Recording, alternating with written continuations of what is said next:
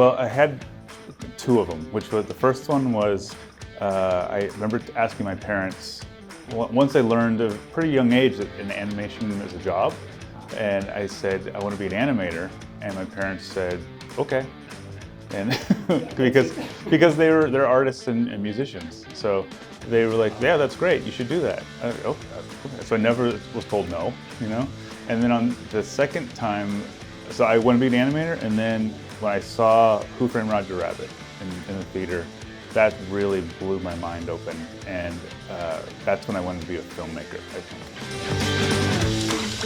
Once you received all that ton of feedback about the movie, how do you react to that? I mean, do you need to take all those ideas? Do you filter them? Do you play with them? What do you do? So it's a great question. I have to, it's about 2 hours of just, it's almost like you're being, punished. Yeah.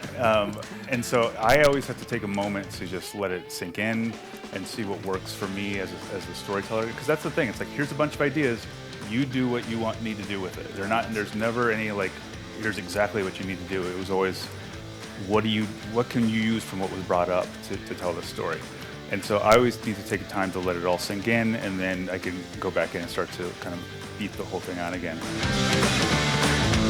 I think so. I don't think I knew that yet, but I was always drawing and always watching like Peter Pan and Pinocchio, the classic Disney films.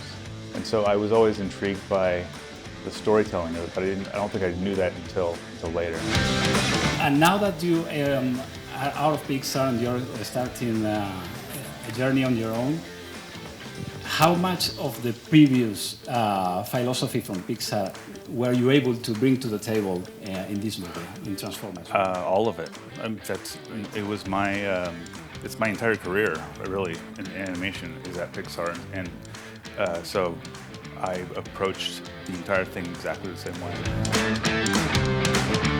And so I took a storyboarding class because I thought, well, it's kind of like animation. You're doing less drawings, but you're still doing the same types of drawings. And I really fell in love with it.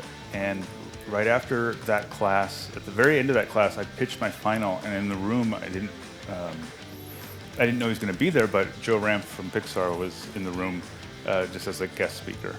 And so I met him, and about 6 months later, he called me and he said, do you want to come be the first story intern at Pixar?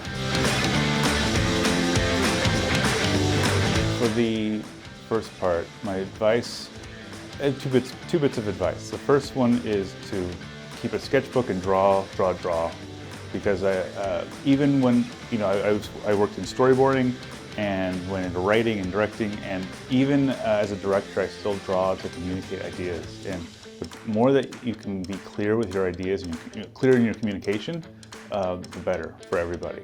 And it makes their job easier, it makes your job easier.